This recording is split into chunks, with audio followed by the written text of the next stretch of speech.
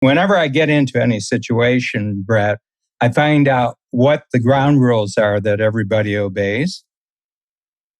And then I just look at all the opportunities that are available by doing just the opposite.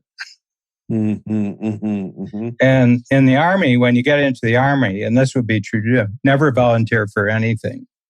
Okay, so I heard that the first day, second day, never volunteer for anything, never volunteer for anything. You're an idiot if you volunteer for anything.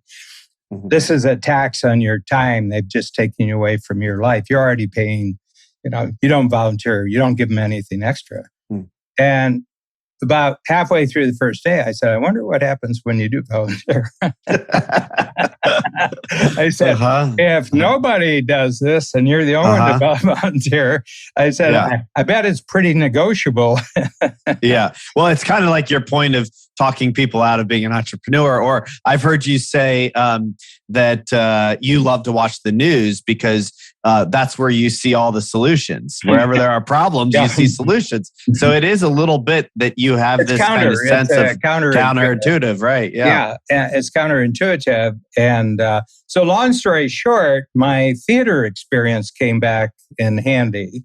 I had had enough in university and I'd done some, actual, practical theater work, and I had skills. And because of the Army's inability to fill a key position with a civilian, it was a civilian job. It was essentially running the entertainment program for about half of South Korea.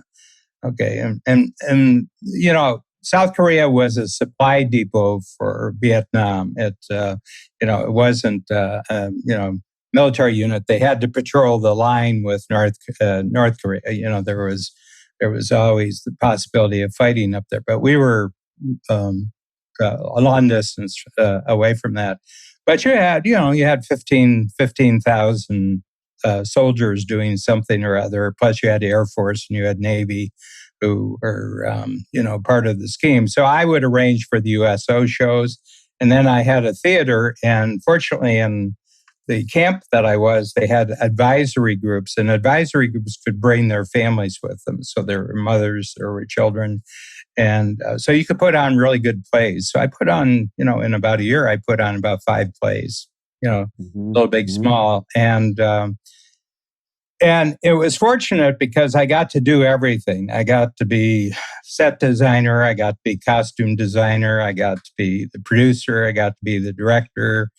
I got to be the salesperson, the marketer for the thing. And I got to act, and I got it out of my system. Okay. And I'm really happy for it.